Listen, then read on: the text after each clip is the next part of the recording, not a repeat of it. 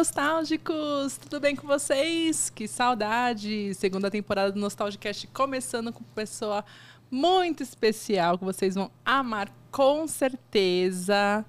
Ela é atriz, já foi apresentadora também, é diretora, é professora também, né? Que ela tem aí já os seus pupilos na área de atuação aí, de artes cênicas. E com certeza vocês, quem é velhinho já viu, quem é novinho também é fã, que é ela, a Carla Fioroni. Nostálgicos, estou aqui, que alegria! Obrigada pelo convite, Nostalgicast, eu estou super feliz de estar aqui. E que bom, né, que nessa apresentação eu sou conhecida pelos velhinhos, pelos semi, pelos novinhos.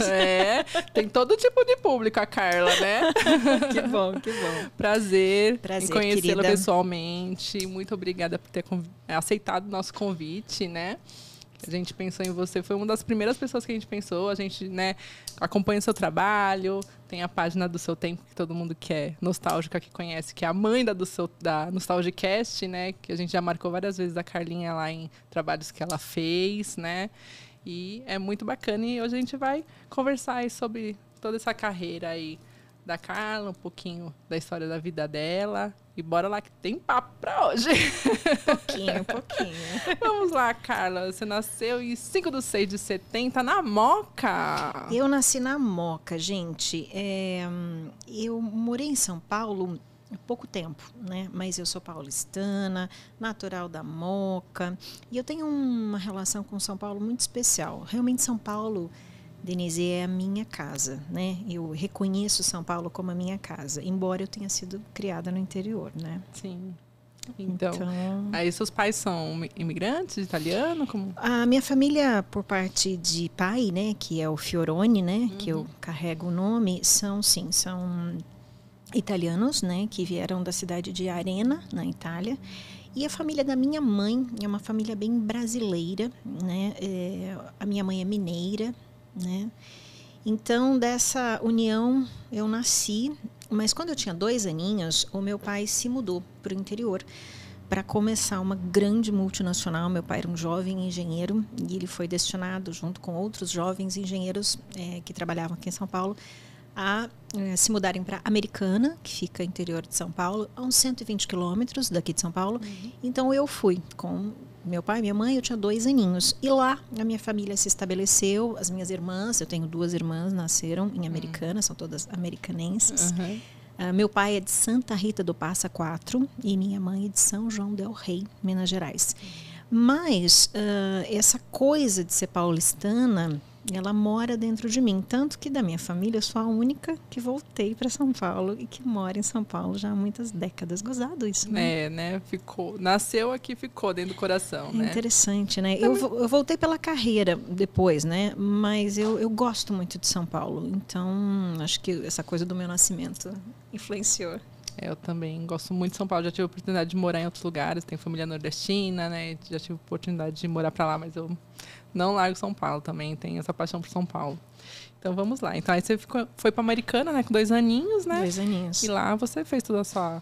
Passou sua infância? Como que foi a sua infância lá no interior? É muito legal ser criada, ser caipira. Por quê? Porque a gente que é caipira, né? Fala que eu sou paulistana de nascimento, mas caipira de coração. A gente tem mais liberdade. Eu tive muito mais liberdade. Eu brinquei na rua, né? Uma coisa que aqui em São Paulo eu acho hoje muito complicada de fazer, né? Brinquei na rua, fiz amigos maravilhosos, vivi uma vida mais livre, né? Quando comecei a sair, fiquei adolescente, mocinha, os pais confiavam da gente se movimentar, ir para o baile, passear com um pouco mais de liberdade. Eu falo porque eu tenho uma filha adolescente hoje e a gente tem um pouco de receio. Na verdade, tem muito receio, né? E com razão, né? Infelizmente. E isso é triste. Então, eu acho que essa vida mais livre que eu tive como adolescente, como criança, me trouxe muita coisa positiva, sabe? Uma segurança mesmo. Eu acho que nós éramos jovens, mas preparados para o mundo real. Primeiro porque não tinha o virtual, né? A gente não vivia no mundo virtual. Então, estar no interior foi gostoso, Denise, porque a gente era livre, sabe? E tinha um pouco mais dessa sensação de segurança. Sim. Foi gostoso para burro. E aí tem uma coisa que eu queria te contar, que assim, com 9 anos mais ou menos, eu comecei a fazer teatro na escola. Sim. Eu tinha uma professora de português que era muito querida e valorizava. E ela começou a fazer. E aí, se você me permitir, eu vou contar a minha estreia no teatro, que é muito impactante. Era uma peça de Páscoa que eu fiz. Só que o meu sonho era ser a coelhinha da Páscoa. Só que a coelhinha, eles queriam meninas assim, que era um colã que usava, uma orelhinha, tudo. E eu era muito magrela. Magrela. E eles acharam que o colã não ia ficar bom em mim. E não me deram papel de coelhinho. E eu fiquei mal, né? Na verdade. Aí me deram um papel de passarinho, né? O passarinho tinha 2 falas. Piu, piu. E aí, a minha mãe, assim, grande sacada da minha mãe, a minha mãe foi numa escola de samba da cidade americana e conseguiu uma fantasia para mim, para eu ser o passarinho. Então, lembrando que as coelhinhas estavam de colanzinho e orelhinha, eu não, pessoal, eu tinha um colã, eu tinha penas, eu era um passarinho vistoso no palco. Era um estandarte no palco. E aí, a hora que eu entrei no palco, o palco de escola pública do interior, gente, é assim, é um... Tablado, né? Não é nem tablado. Os pátios onde a gente tomava lanche, eles tinham uma parte de concreto um pouco mais alta e era lá mesmo que a gente fazia as coisas, né? Era muito simples. E quando eu subi naquele lugar, com aquela roupa enorme, os coelhinhos todos ficaram assim, porque né, não dava. E aí, peça de escola, a criança fala muito baixinho, tem muito barulho, ninguém ouve muito, né, o que as crianças falam. Mas todo mundo ouviu o piu-piu do meu passarinho. E aí eu comecei a empolgar, porque era uma menina magrinha, com uma roupa enorme e uma voz gigante. Eu tinha uma voz muito forte, eu era muito pequenininha. Já tinha presença de palco. Pior que tinha. E aí eu comecei a ser... Eu saí de passarinho para protagonista da próxima peça. Olha, que Olha meteórica só, a minha trajetória. Mas que bonito, né? Que você mostrou que você tinha talento desde o começo, né? Olha, eu lembro que eu fiquei tão assustada de ver tanta gente, né? E engraçado é que o tempo voa e mais de 30 anos se passaram, muito mais de 30, imagina, eu era pequenininha, mais de 40 anos. E hoje, quando eu piso no palco, né? Depois de eu sou profissional há 30 anos, né? Eu sinto mesmo frio na barriga. É louco, né? Mas que bom, né? Quando a gente, assim, porque quando são coisas especiais pra gente, né? Que a gente quer fazer bem feito, a gente tem esse sentimento, né? É muito louco. Do novo, né? Nesse momento, depois eu vou contar para vocês, eu faço um show, que inclusive é autobiográfico, e aí eu falo isso para a plateia, que eu sinto esse frio na barriga. E quando eu lembro dos meus 9 anos, hoje eu tenho 52 anos, é o mesmo frio na barriga. Claro que hoje com mais técnica. Né? Com experiência, né? Mas é o sentimento, é a emoção que você está querendo dizer, né? Que bom, né? Que isso você mantém essa emoção. É uma coisa emoção. mágica para mim, assim, enfim. E você, então, sempre quis ser atriz? Quando eu comecei a fazer teatro pequenininha, eu gostava disso. Eu fui tomar essa decisão mais consciente quando eu tinha 15 anos. Quando eu tinha 15 anos, eu falei, quer saber? Eu vou ser uma atriz profissional. É assim que eu dizia. Eu vou ser uma atriz profissional, vou ser uma atriz profissional. E com 15 para 16 anos, eu comecei a fazer um curso de teatro amador, já mais sério, na minha cidade. E uma história muito bonita também. Esse curso ele foi oferecido pela divisão de cultura do município da época, né? E a pessoa que trouxe esse curso, né, o então diretor de cultura, hoje é meu sogro. Olha só que bacana.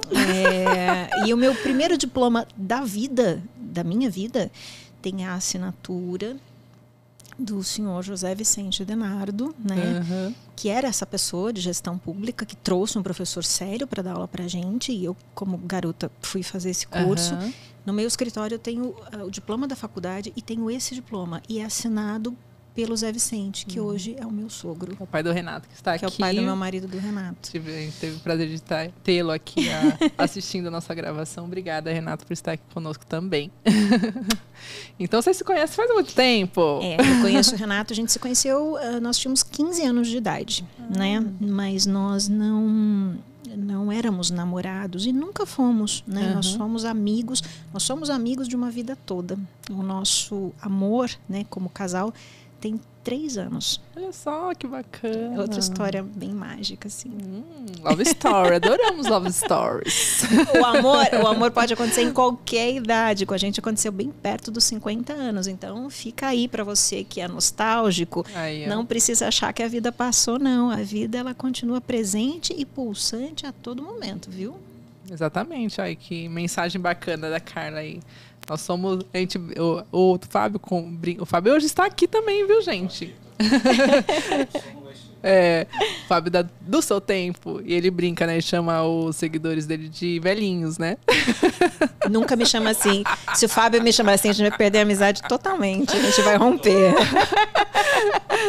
Pode me chamar de gatona, garotona, mas nunca desse nome que eu não vou pronunciar. Eu já, no meu perfil, eu chamo de nostálgicos, né? Ok, bonito. Nostálgico é uma coisa bonita. Então, né? Os nostálgicos aí de plantão, então vejam só. A gente, enquanto a vida, amor, a vida, a ação, e a gente tem que viver e aproveitar, né? Exatamente. Então, aí, aos 15 anos você entrou nesse teatro amador, que seria... Né? Não era amador, já é profissional da prefeitura, né? O curso, era né? um curso sério, né? De teatro amador. Uma coisa que é legal contar aqui para as pessoas, assim. Carlinha, qual a diferença entre o teatro amador e o teatro profissional? A pessoa no teatro amador, ela não tem, como o próprio nome diz, uma formação técnica que a habilite a exercer profissionalmente. Mas o amador tem uma definição super bonita, que quem me deu isso foi a grande atriz Cleide Ácones, que já é falecida. Uma vez ela foi para a Americana, né? Nós temos um teatro muito bonito, inclusive obra também do senhor José Vicente Denardo, diga-se de passagem, tá? Nós temos um teatro e eu era estudante já dessa época e eu fui com um livro dela para ela me autografar. E depois eu cheguei e falei, dona Cleide, eu queria, se a senhora podia autografar o meu livro. A senhora, desculpa, eu sou estudante, eu sou amadora. E eu fiquei até um pouco constrangida de falar isso para ela, porque né? E ela, com toda a sua sabedoria, olhou para mim, pôs a mão assim no meu ombro e falou, filha, você tem que ter muito orgulho de ser amadora. Sabe por quê? Porque o amador é aquele que ama. E quando a gente ama, a gente tem que ter muito orgulho. Orgulhe-se disso, filha. E eu sempre guardei isso para mim. Eu não conhecia profundamente, mas eu amava. Então, eu acho que essa é uma definição muito bonita e que eu levo para mim do bom e do sério teatro amador. Não é um demérito, viu, gente? É apenas um estágio de amor. Olha que coisa bonita. Muito bonita mesmo, muito lindo. Né? Quando a gente vira pensamento, quando a gente vira profissional, você tem um conhecimento maior desse universo. E você sabe pesar os prós e os contras, porque você já está profissionalmente. Mas o amador, ele ama de paixão e é uma relação muito bonita. Então, um beijo a todos vocês que são amadores em qualquer área que você esteja, porque você é uma pessoa que ama o que você faz. Um beijo meu, tá? Muito bom, adorei a definição, adorei. Muito bacana. E aí, então, você amando desde o início a sua profissão. Fiquei nesse grupo dos 15 aos 16 e meio. E com 17 anos me mandei para a Unicamp. Fui lá, prestei um vestibular na raça. Sempre fui aluna da escola pública. Passei na Unicamp e fui ingressar no bacharelado de Artes Cênicas da Unicamp, em Campinas, Universidade Estadual de Campinas. E lá eu fiquei até os 22 anos, quando eu saí uma profissional. Mas ainda muito menina e muito ingênua, sem conhecer, mas já com diploma na mão e já com um pouquinho mais de bagagem, né? E saindo da Unicamp com 22 anos, pouco tempo depois, 1 ano e meio, 2 anos depois, eu vim para São Paulo, de malas e cuis, para começar a famosa carreira profissional. Uau! Meus amores! E aí, quando você chegou aqui, como que você fez? Você entrou em agência? Como que você... Então, eu sempre fui, eu brinco, Denise, que eu sempre fui uma criança preocupada. Eu sempre fui uma pessoa muito responsável, desde criança, assim. Então, voltando um pouquinho na minha história pregressa, com 15 comecei a fazer legal, com 17 entrei na faculdade, com 19 eu consegui um emprego em Americana muito bacana. Eu era já professora de teatro numa escola, já tinha um salário Esse emprego eu mantive até os meus 27 anos, Caramba. porque era o emprego que me sustentava em São Paulo, que pagava meu aluguel, que me ajudava nos primeiros anos. Então, assim, eu fiquei dos 19 aos 22 trabalhando, me formei, com 24 vim para cá, mantive meu emprego, então eu ficava entre Americana e São Paulo, Americana e São Paulo, Americana e São Paulo. Aqui em São Paulo, quando a gente chega, né, quando eu cheguei, eu não tinha padrinho, madrinha, a minha família não é de artistas, então eu comecei, assim, bem sozinha mesmo. Eu não sabia nem andar na cidade, né? Era tudo, eu tinha na época um guia 4 rodas, Sim, gente. famoso, né? A gente andava naquele mapa. Putz, e era caro, hein, gente? Não tinha Waze, não tinha essas coisas maravilhosas, Google, não sei o que, não tinha. Então a gente pegava aquele livro e a gente navegava São Paulo, né? E se você olhasse o mapa do lugar errado, você ia para outro canto da cidade. Sim, com certeza. Você errava. Não, tá? E às vezes a gente tinha uns defasados, né? Que a gente não comprava guia todo ano, né? Não, então a gente tava com uns 5 anos defasado lá e entrava em rua errada, que não existia mais.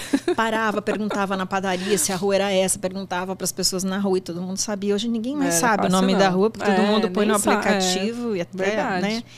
E aí, eu vim para São Paulo, comecei a procurar agências, cheguei pro meu pai um dia, falei, pai, me falaram que eu preciso de um book de foto, pai.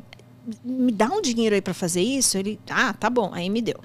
Gente, foram as fotos mais horríveis que eu tirei da minha vida, porque eu não sabia, e a pessoa que tirou a foto, sei lá se sabia, eu tirei uma coisa meio modelo, e eu não era modelo, olha, são umas fotos muito estranhas, mas foram as minhas primeiras fotos. Uhum. Com elas eu fui nas agências, comecei a mandar meu material, comecei a fazer teatro, aqui também, fiz uma peça da Ruth Rocha, até chamava Procurando Firme, que num teatrinho bonitinho chamado Teodoro Baima, que é ali perto da Ipiranga.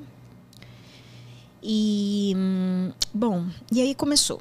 E aí, uma coisa bem legal que tem a ver com vocês e com as postagens que vocês me marcam, é que foi assim, eu mudei em 94, certo? Sim. 24 anos eu tinha. Em 95, eu comecei a fazer publicidade. E essa história é legal de contar para vocês. Eu comecei fazendo uma figuração para uma grande marca de Dia das Crianças. Então, eu cheguei no estúdio, sei lá, 5 da manhã, me montaram de princesa fadinha. Sim. Então, fiquei bonita, eu tenho até essa foto. Aí, essa fadinha ficou montada das 5 da manhã até as 5 da manhã do outro dia. Nossa. Eu fiquei montada 24 horas. E não era eu, era uma multidão de gente dançando, cantando comercial. E eu ganhei, na época, algo, sei lá, R$50, talvez.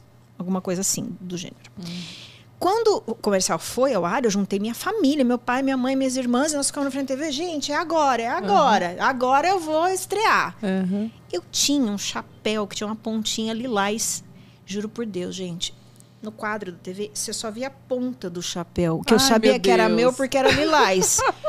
Eu fiz assim, a minha família olhou. Ai, eu caramba. falei... Eu nem falei nada. Eu levantei, saí. Carla, mas falei... Deixa quieto, pessoal. Não rolou. Não foi. Não. E a partir dali, eu já era formada, já morava aqui, fiz esse trabalho. Eu fui chamada para fazer outras figurações e tal. E eu falei no meu coração, falei, gente, eu estudei tanto. Me sacrifiquei tanto. Na época da Unicamp, eu sempre morei em Americana, eu nunca morei em Campinas. Eu pegava 6 ônibus por dia, andava a pé. Poxa, eu batalhei tanto. Depois trabalhava de manhã, pegava mais 6 ônibus, andava a pé, vinha à noite, andava a pé. Eu não posso ficar trabalhando por R$50 para aparecer a ponta do meu chapéu. E comecei a recusar essas figurações. Com medo, porque eu falei, será que vão me queimar? Eu pensei, mas eu nem tenho nada para queimar. Mas enfim, a gente tem medo, a gente é jovem. Começo, né? E aí eu comecei a fazer os testes para os principais dos comerciais, né? E no dia que eu gravei o tão famoso 560 quilômetros, para um pouquinho, descansa um pouquinho. Eu gravei naquele dia 2 campanhas. No primeiro dia, eu gravei uma na época fazendo coadjuvante para o Carlinhos Moreno, que fazia muito sucesso com Bombril. Sim. Então, de dia eu trabalhei com o Carlinhos e à noite eu fui para Guarulhos gravar aquele comercial do avião. Então, a minha carreira publicitária começou assim. Fá! E quando esse comercial foi para o ar, eu me lembro que eu estava em casa, eu olhei assim na televisão e falei, nossa, ficou bom, né? Ficou legal. Mas muita ingenuidade de menina, assim. Gente, mas isso aí foi um estouro. Sim. Tinha gente na minha casa me entrevistando. Até o Notícias Populares. Lembra do Notícias Populares? Eu fui destaque no Notícias Populares. Todo mundo me entrevistava, queria saber quem eu era. E aí o Brasil começou a cantar essa música. Sim. O pessoal do Exército cantava no treinamento da Amazônia. O Fla-Flu cantava lá no Maracanã. Todas as excursões desse Brasil cantavam isso, de ônibus, de trem, de avião, né? Porque era divertido, as pessoas... Era uma coisa, eu costumo falar que é uma coisa que viralizou antes da gente saber que essa palavra existia. Porque, gente, não tinha bullying, viralizou, não tinha nada disso. A gente não tinha celular, não tinha nada, tá? Eu trabalhava com pager na cintura. Tem um aqui, ó, pager, na sua frente. Ó, mas esse aqui, deixa eu falar, esse aqui ainda é de mensagem. O meu era aquele que só vibrava. Ele vibrava e eu ia no orelhão, ligava para a agência falava para mim. Eu sou do tempo que chegava telegrama na minha casa me chamando para trabalhar. Somos da produtora tal de Brasília. Você gostaria de filmar com a gente?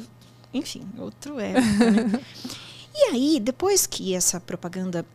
Eu continuava trabalhando em Americana, porque tudo que eu ganhava como extra, eu guardava...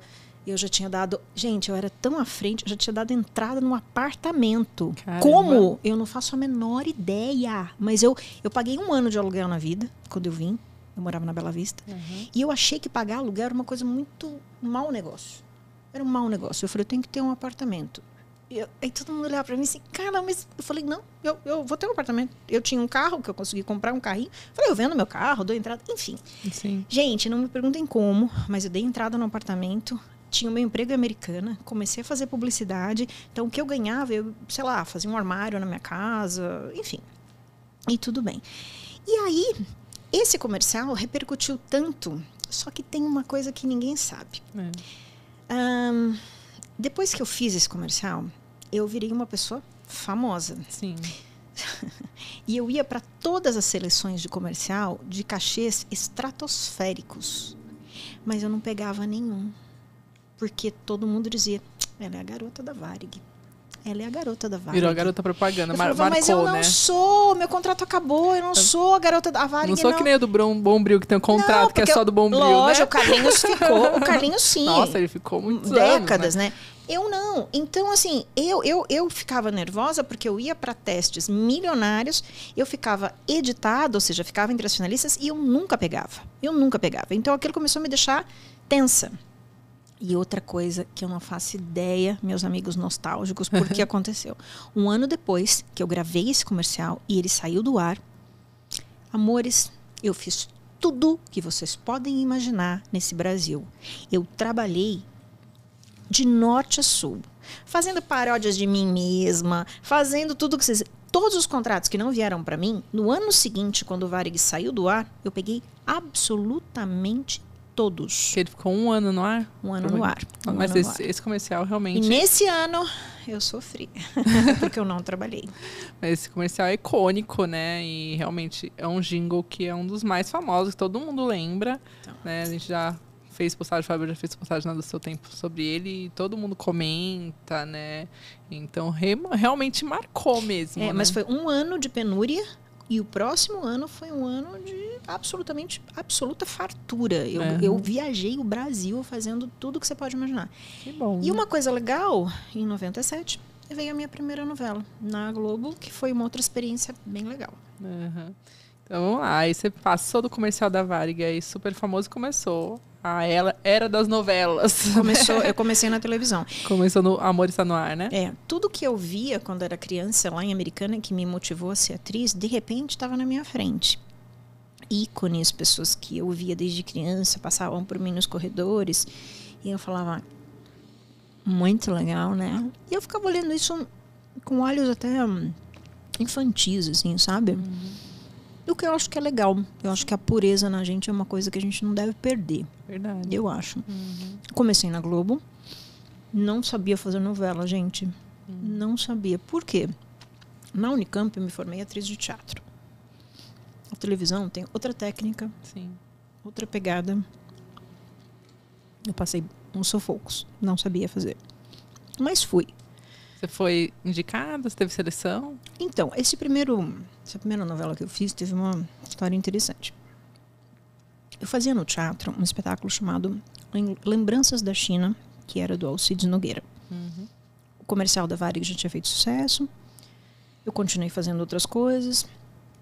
E na época, o Sai de Baixo era um estouro nessa época. E aí, uma atriz muito querida chamada Ilana Kaplan, uma gaúcha, talentosíssima, foi levada para o Sai de Baixo para cobrir um personagem. E o personagem dela na novela ficou vago.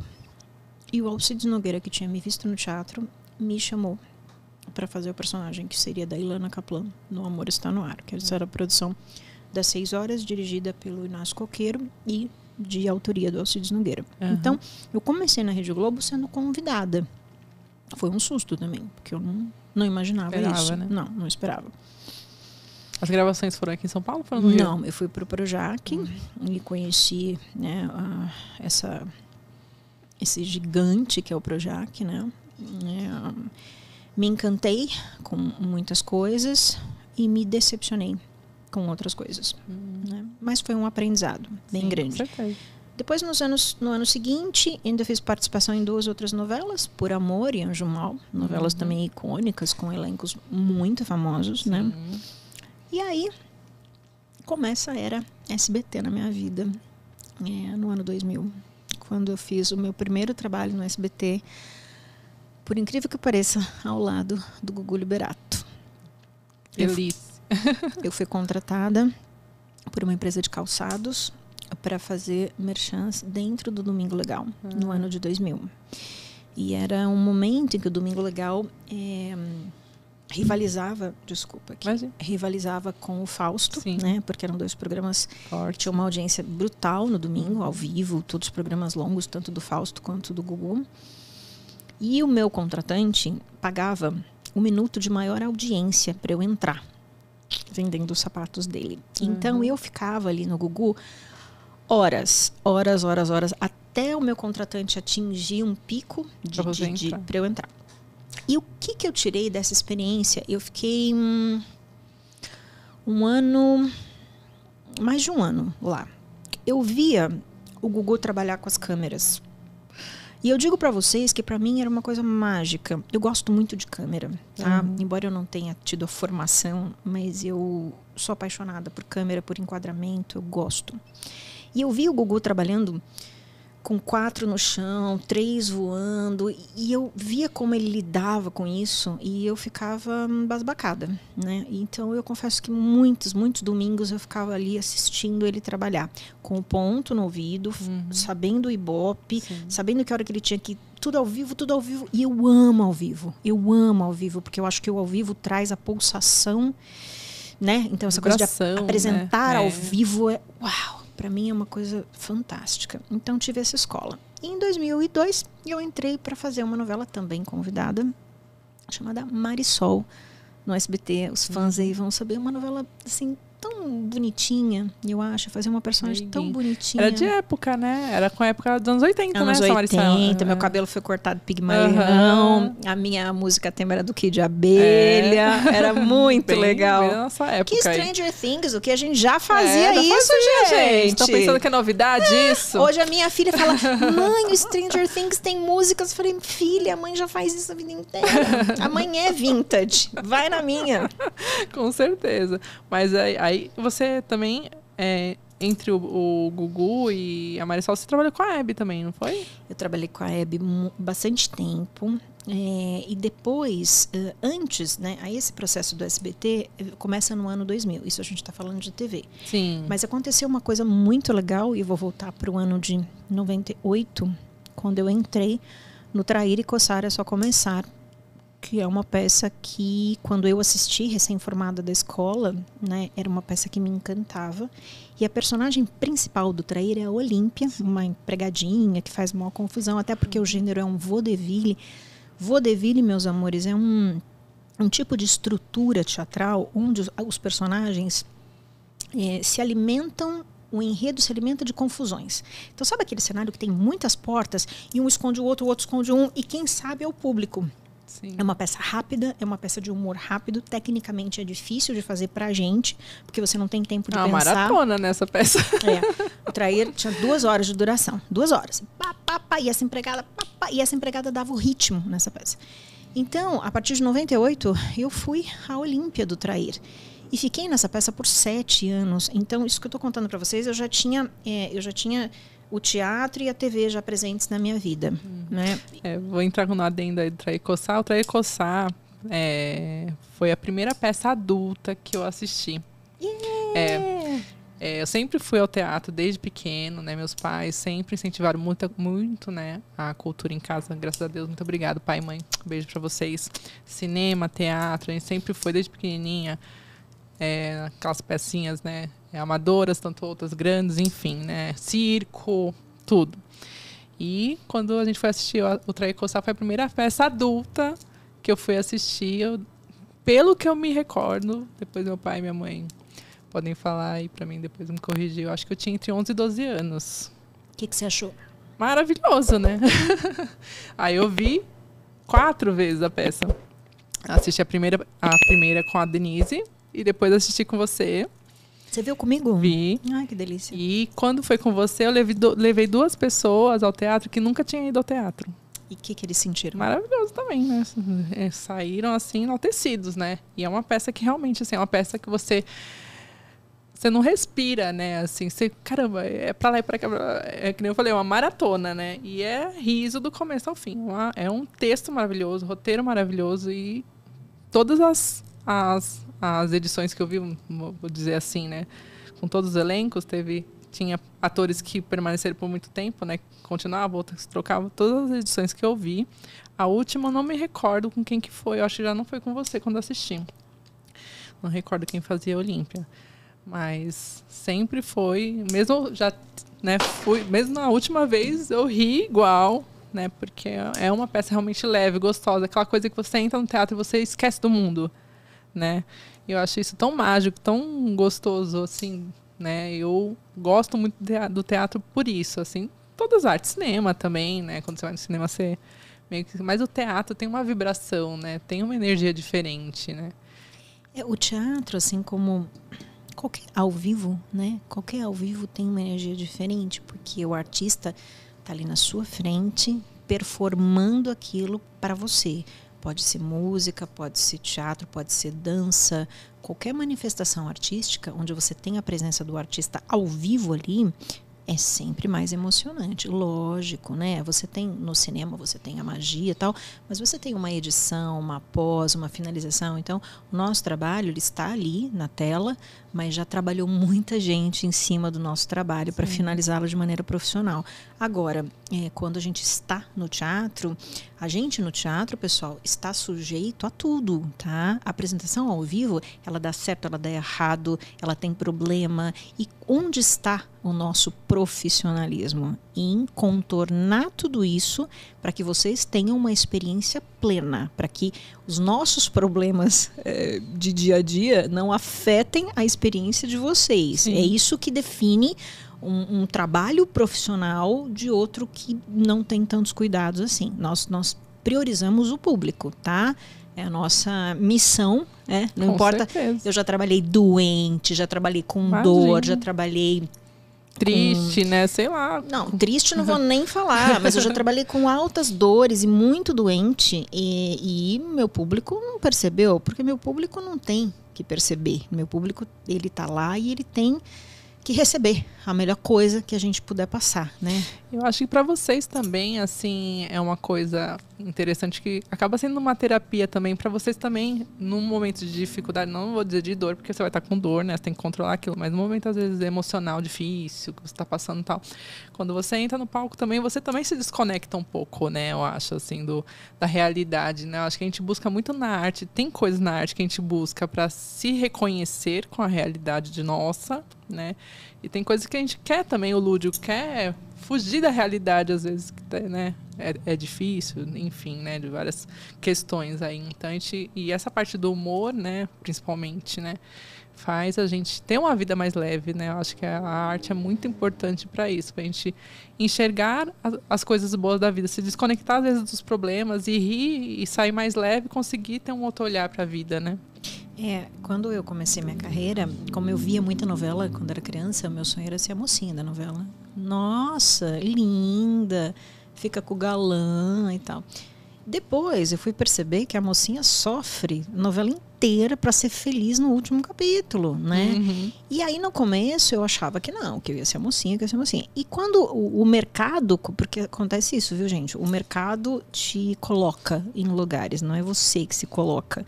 Quando o mercado começou a me dar papéis cômicos e tal, no começo eu fiquei meio assim, mas depois eu falei, gente, é muito mais legal fazer uma pessoa sorrir do que chorar, fazer né? chorar.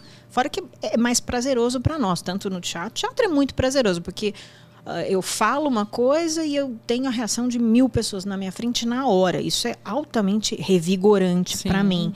Na televisão também, porque o público chega e fala com a gente. Então a gente percebe. Tem o feedback, né? Agora então, né? Que é mais rápido, Exato. Tem internet e tudo, né? Agora é em tempo real quase, né? O capítulo vai no ar e você já sabe. Só que quando a gente está gravando, a gente tem o primeiro público. O primeiro público é a nossa equipe técnica, porque são pessoas que estão ali assistindo. Sim. Então você consegue ver pela carinha dos seus câmeras, camareiras, iluminadores, cabomens, equipe de direção, se a coisa está indo legal. Porque eles são os nossos primeiros espectadores. Sim. A figuração que trabalha Às vezes com a vai gente. até direcionando, né, também, né, o trabalho. Né? Eu sou muito atenta. Eu olho muito para quem está em volta, atrás da câmera, e vejo se a reação deles está sendo legal. Porque ali já tem público. Sim. É o nosso primeiro público, né? E o ao vivo tem isso. O ao vivo tem essa mágica. Então eu fico feliz de ter impactado positivamente a sua vida, Sim, Dê. com certeza. Fico feliz. Fez parte aí Fico feliz. da minha. Foi muito gostoso ver lá no teatro, né? Aí foi a única vez que eu vi você no teatro, né? Mas foi muito bacana. Que bom. E como que foi você entrar no Trair Coçar? Como que foi? Você foi selecionada? Foi indicada também? Como que foi entrar numa peça que já estava, né? Estourada de sucesso, com o elenco já, né? A caminho, né? Caminhando já, e você teve que entrar. Como que foi todo esse processo? Eu fui indicada para ser uma possível Olímpia também por causa do comercial da Varig. Ai, que coisa louca. Você ficou um ano parada, mas comercial Nossa, rendeu. muito. Até hoje, gente, há poucos anos atrás, um pouquinho antes da pandemia estourar, o Lázaro Ramos tinha um programa super legal na Globo chamado Os Melhores Anos das Nossas Vidas. Sim. E eu fui como destaque dos anos 90, adivinha pelo quê? Pelo comercial da Varig. É isso. Então eu falei, caramba! Então, assim, a minha entrada no Trair foi uma coisa, assim, muito interessante. O elenco do Trair Coçar já era um elenco famoso, poderoso. A peça faturava muito dinheiro, meus amores. E aí, meus colegas que me desculpem, mas é verdade. Quando eu fui, né, indicada para ser a Olímpia, não existia ali no elenco muita paciência para me ensaiar. É verdade. Todos eram já veteranos, não existia muita paciência, né?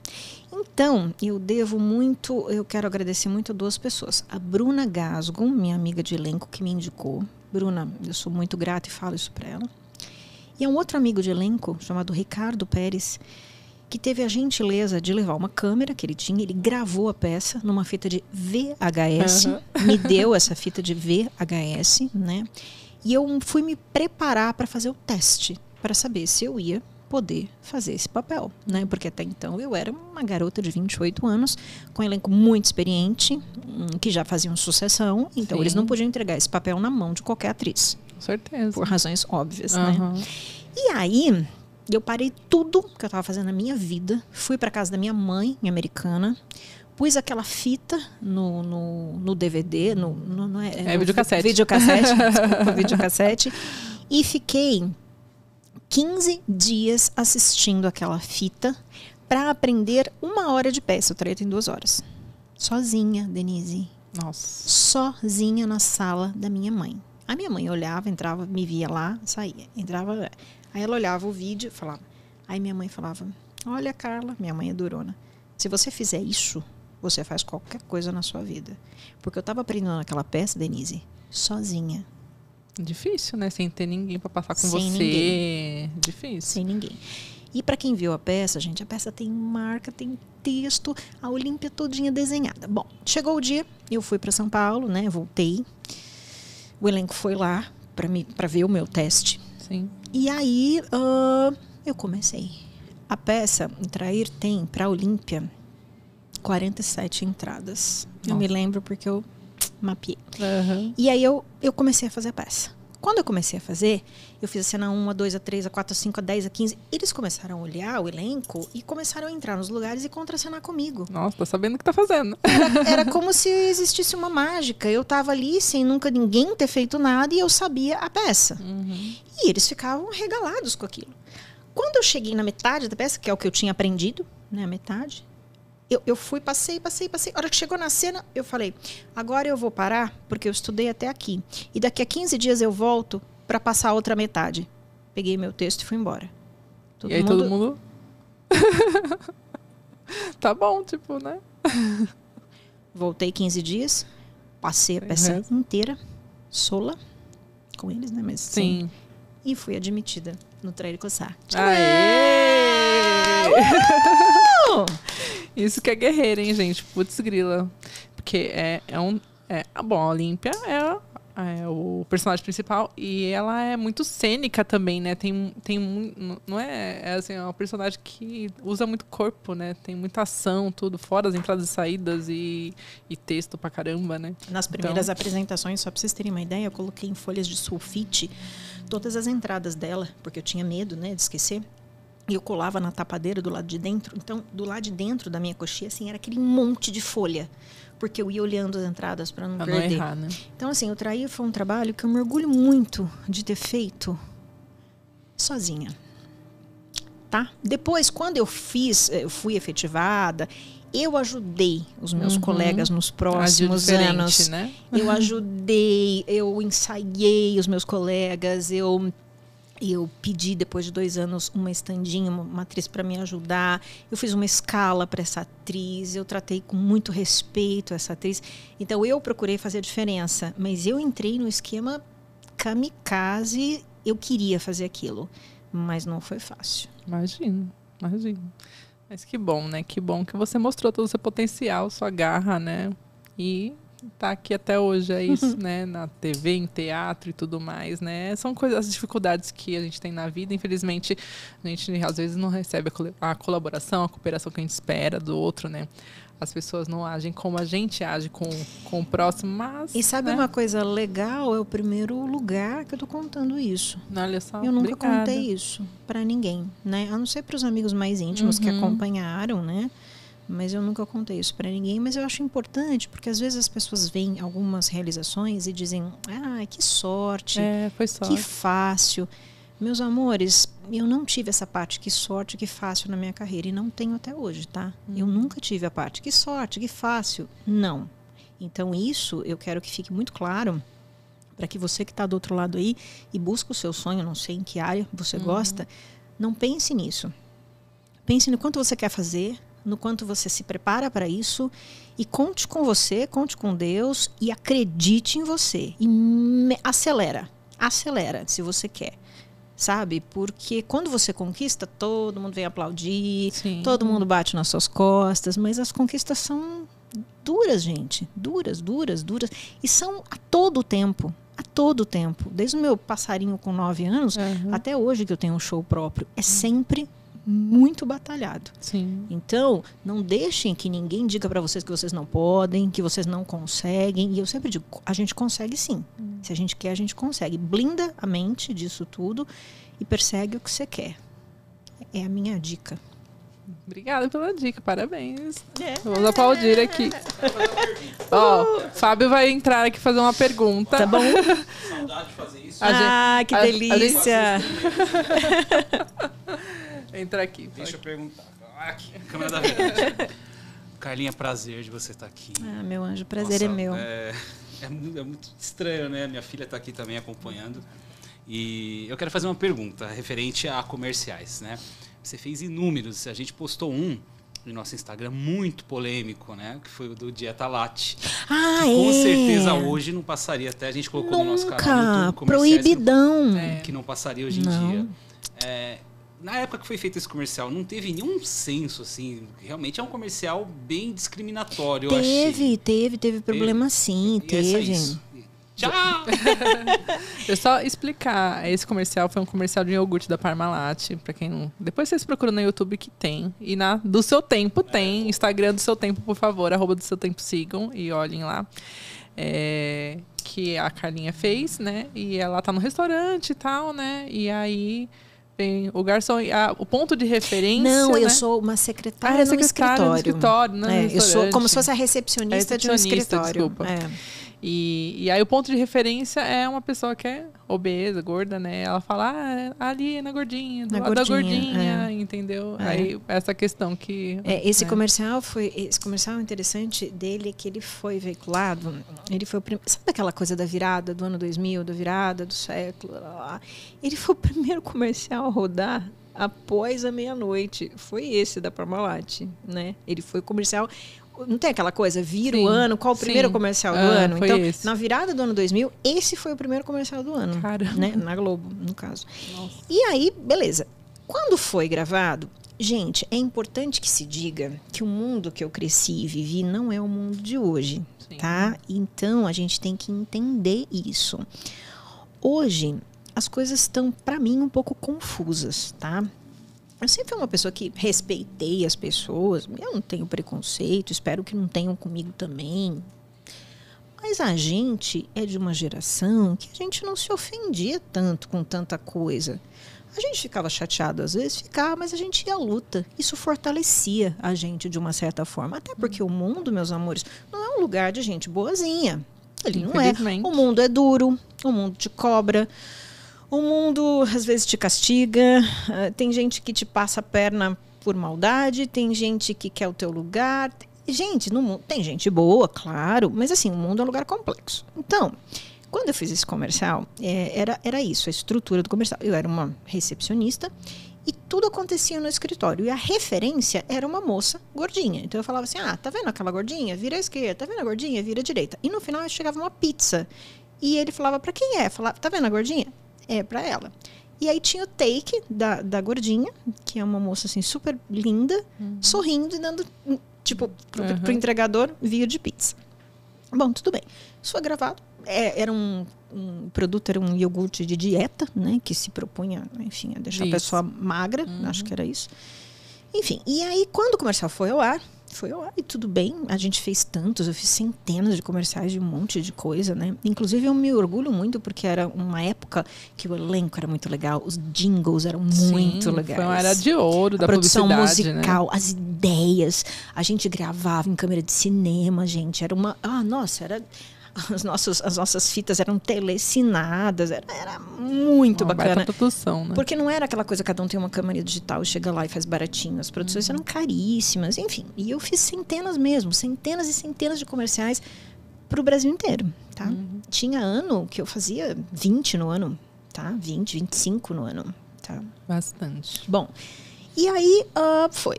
Depois de um tempo no ar, talvez uns 2 meses, eu fiquei sabendo, né, que me falaram... Aqui ai meu Deus, eu não sei explicar o nome. Não sei se era... Eu não sei, era alguma coisa das gordinhas ou dos gordinhos que tirou o comercial do ar, né? E tudo bem. E isso passou e tudo bem. E não ficou na minha cabeça. Hoje, com certeza, seria um proibidão, né? Ninguém, sim, com né? certeza. E o que eu falo pra vocês é assim, talvez a gente tenha... Oi, bati aqui. Daniel, desculpa, bati no microfone. Daniel falou, não bate no microfone. Mas pessoa italiana, quando faz podcast, faz assim. Tem como.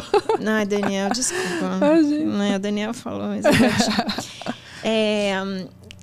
Eu acho que a gente precisa, às vezes, esfriar um pouco a cabeça, porque as coisas estão chegando num momento que elas estão beirando uma loucura coletiva, uma histeria coletiva, né? Você não pode usar nenhum maneirismo, nenhuma força de expressão, nem nada que não tenha nem a ver com nenhuma pessoa, mas que as pessoas julgam.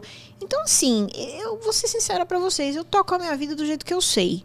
Do jeito que eu aprendi e do jeito que eu gosto. Tratando todo mundo bem, acreditando nas pessoas, ajudando o que eu posso. E eu não dou muita bola para essa coisa arada toda, porque senão eu penso que eu vou ficar maluca. Então tem coisa que fala para mim, pergunta e fala, isso eu não sei. Isso aí eu não entendo. Eu não entendo muita coisa hoje em dia. Não, chega um ponto assim que a gente né, fica com medo até de falar qualquer coisa, né? Que parece que qualquer coisa que, qualquer coisa que a gente vai falar vai atingir alguém. Mas eu vou dizer uma coisa pra vocês. Eu hoje leio na internet todos os dias muitas coisas que eu não concordo, tá? Mas nem por isso eu vou rebater essas pessoas. Então, assim... Porque, né? Senão a gente vai ficar o dia inteiro rebatendo. Sim, mas as pessoas rebatem o que a gente fala. É muito. Então, mas as pessoas rebatem. Então, o que eu tiro de lição pra mim, tá? Se eu quero dar uma opinião, eu dou, tá? Se a pessoa não gostou, tudo bem, é o direito dela. Sim. E eu não vou me importar com isso, porque se a gente se importar com isso, toda essa liberdade que as pessoas pregam não existe, porque ela existe só para quem critica. Sim. Então, liberdade é para todo mundo. Com certeza. Para quem gosta do A, do B, do C, do D, do E, do F. Então, é isso. Quando eu acho que eu tenho que dar uma opinião, eu dou. Sou criticada? Sou, até porque a nossa conta é pública. E tem muita gente que critica a gente porque quer ganhar uma publicidade em cima da gente também, né? Porque fazer às vezes, notícia, né? Às vezes você vê que você falou uma opinião sobre uma situação e embaixo outra pessoa falou mais ou menos a mesma coisa, mas as pessoas vêm atacar a gente, que é pública, Sim, né? lógico. Então você fala, mas peraí, se a pessoa não concorda, tem 100 pessoas falando a mesma coisa que eu, por que a pessoa veio bater em mim, né? É o alvo, né? Então eu não ligo muito não, gente. Eu toco a vida pra frente, eu faço da minha vida um testemunho do que eu acho que é bom. Eu não sou hipócrita, tá? Então, assim, eu trabalho com bons valores, eu valorizo as pessoas, eu ajudo tudo que eu posso e eu acho que a gente não acerta sempre? Lógico que não. E não tem que acertar. Humanos, né, gente? Mas assim, eu não dou muita bola pra essa turma meio doidona que tá no mundo, não. Porque eu porque acho... senão é muita perda de energia, né? Senão... E tem uma coisa muito interessante, Denise, e que vocês vão concordar comigo. A internet aceita tudo, né? Lá é um texto. Você digita um texto, que pode ser bom ou ruim, e você manda. Eu sempre fico pensando se aquela pessoa estivesse na minha frente, olhando no meu rosto, nos meus olhos, se ela faria isso. E eu acredito que 99,9% não faria. Com certeza. As pessoas são desrespeitosas porque elas se escondem covardemente atrás de umas linhas de uma rede pública. Sim. Tá? Porque a gente, para desautorizar uma outra pessoa, a gente tem que ter autoridade também. Tá? Então não é assim, eu não posso chegar numa pessoa com o trabalho consolidado e desqualificá-la porque eu acordei de mau humor. Isso não existe. E as pessoas fazem isso. Mas eu acho que é uma coisa leviana da internet. E eu não ligo. E eu toco a vida. Porque, graças a Deus, tem muito mais gente bacana. Sim, a gente tem que valorizar o bom, né? O bom, o bem, e mais do que palavras, as ações, né? São mais importantes, né? Então a gente age com bem, com bom, e sabe, trabalhando. Essa coisa assim da beleza, que todo mundo se ofende. Se é gordinho, se é magrinho, se é alto, se é baixo. Eu até escrevi uma peça sobre isso infantil, que eu tenho muito orgulho, que chama-se Histórias para a Hora do Não, que eu falo que todo mundo é bonito do jeito que é. E eu acredito nisso. Eu também acredito. Não é porque eu quero ser popular, tá? Eu sempre acreditei que a nossa beleza, Denise, ela não vem do nosso físico, ela vem de dentro. Mas com certeza. A nossa beleza é uma luz que emana dentro de nós, tá? Então isso, a Carlinha não pensa agora, eu penso a vida inteira. Então, eu nunca vou discriminar ninguém por nada, porque não é meu. Claro. Não é meu. E o meu trabalho mostra isso, né? Então, essas pessoas mais polêmicas, assim, eu percebo que são pessoas que não têm uma solitude de ações, né? Com então, certeza. Acho que a gente tem que deixar pra lá. Com certeza. Vamos focar no que é bom, né? Lógico. Com certeza. Então, vamos lá. E aí, a gente estava finalizando antes de falar nisso do trair e coçar, né? Então, ela ficou 7 anos, virou automático já fazer, né, Carla? Mais ou menos, porque cada plateia é de um jeito. Gente, a coisa mais legal do mundo é assim. Você tem lá 1000 pessoas. Todas as 1000 pessoas mal-humoradas vão no mesmo dia. Todas as 1000 pessoas com riso frouxo, o que a gente chama de riso frouxo no teatro? Você faz, a pessoa... O riso frouxo, que a gente chama, também atrapalha. Porque a gente não consegue andar no texto, porque a plateia ri de tudo. E, assim, parece que a plateia que nunca se viu, ela assume um estado coletivo. É muito engraçado. Então, a gente... Acho que é uma energia mesmo, né? Que toma, né? Como faz ao vivo, a gente se preocupa muito. Então, cada dia é um dia. Especialmente a gente que viajava muito, cada teatro é um teatro, cada estrutura é uma estrutura, cada público é um público. Então, embora eu tenha feito 7 anos, a gente sempre tem muita atenção, porque a gente quer que a peça chegue na sua melhor forma. Sim. Então, não dá para deixar muito no automático não, viu, gente? A gente se preocupa muito. Mas eu imaginei assim, falei assim, caramba, 7 anos fazendo a mesma peça, eu acho que é que nem dirigir, né? Eu acho que ela já entra, acabou a peça, porque é tanto tempo fazendo. Então, e quando eu decidi deixar a peça, que foi uma decisão minha, né? Porque eu não precisava ter deixado, foi justamente por achar que depois de 7 anos eu já tinha contribuído com o que eu podia contribuir e que eu tinha que fazer outras coisas, né? Um plano pessoal foi que eu queria ter um filho, né, uma filha, eu queria ser mãe, né, e eu fiz isso, né, porque eu não tinha, a vida inteira eu só trabalhei, eu gosto de trabalhar, eu sou uma pessoa trabalhadora, mas eu queria ter uma vida pessoal também, né, claro. Então eu tive a minha filha, que hoje tem 15, quase 16 anos, né, foi um dos motivos também que eu deixei eu trair, a Gabriela, a Gabizinha. Beijo, Gabi. E tudo bem, e foi uma despedida assim, muito carinhosa por parte dos meus amigos. Sabe quando você sente que você cumpriu a sua missão? Sim. Eu precisava voar para outros lugares. Assim, porque no ritmo que tinha, não tinha como mesmo você ter, né, um filho, um ritmo de teatro viajando. E eu queria, além de ter um filho, eu queria também, no futuro, fazer outros trabalhos. Eu achava segurando, prendendo. Importante isso, porque a minha contribuição no Trair, eu sei que eu dei, né? E eu me orgulho disso. O Trair é um espetáculo que eu tenho muito carinho, muito orgulho de ter feito, né? Eu respeito muito o Trair. O Trair é uma peça absolutamente sensacional. E eu agradeço a todos vocês que viram o Trair. E quero... vem ainda, né? Porque ainda tá em cartaz, não tá? Já parou. Já parou? Já tem um tempo, já. Que pena. Já tem mais de 2 anos já que já parou. Antes da pandemia, então, parou. Antes da pandemia, mas não foi por causa da pandemia. Ele parou por razões próprias antes da pandemia. Então, eu quero dizer a você que me viu no Trair Coçar, muito obrigada, porque nesses 7 anos eu fiz muita coisa e viajei. Então, se você é uma das pessoas, obrigada, tá? Muito bom. Tem gravado a peça com você? Eu tem tenho no muito YouTube, poucos pedaços, porque não, na época a gente não tinha tanto recurso como tem hoje. É uma pena isso, eu queria ter mais. Eu queria ter mais. Depois virou filme, virou série, né? Também, né? Foi feito um filme, mas o filme, o roteiro do filme não diferente. Guarda relação com o roteiro do teatro, não. Também achei É uma outra história, é uma outra dinâmica. Quem viu a peça esperou muito do filme quando assistiu é um outro roteiro, outra dinâmica, não tem a ver com o teatro, tem o mesmo nome, mas não é a mesma dinâmica. Quando você fez a peça, você chegou a contracenar com o Carlos Mariano? Cheguei, nos anos finais. O Mariano, quando eu já era veterana, quando ele entrou. Porque a última vez que eu assisti ele estava. Eu não lembro se era ainda com você ou se não. Sim. Carlos Mariano fez Gloob Gloob, gente. Carlos Mariano é da nossa época. E vem, Carlos Mariano, conversar com a gente aqui. Queremos você aqui.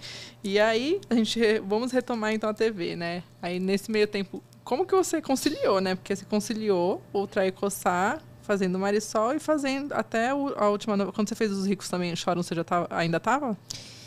Quando eu deixei o Trair para fazer Os Ricos, você deixou pra e no final dos Ricos eu engravidei da Gabi. Foi programado, eu programei direitinho. Mas o tempo que eu fiquei no Trair, eu fiz Gugu, trabalhei na Hebe, fiz Marisol, fiz evento. Mas eu pedi uma stand-in, que a gente chama, que é uma atriz que me cobria quando eu necessitava. Não só por trabalho, mas também por não estar bem. Às vezes a gente fica um pouquinho doente, gripada, ou tem alguma probleminha na voz. É difícil você ter a responsabilidade e você não pode furar com o seu público, né? Então, como eu te falei, eu trabalhei muitas vezes doente, muitas vezes com dor, e não é fácil. Sim. Tinha uma época, por exemplo, que eu fazia 2 no sábado, então eram 4 horas em cena. Nossa. Das 7 às 9, das 9 às 11. Então, eu tirava uma roupa suada, botava outra. Enquanto o elenco tomava uma água, eu já começava de novo. Então, são 4 horas sem parar. Isso, fisicamente, é bem desgastante, viu, gente? E, principalmente quando você tá um pouquinho doente e tal.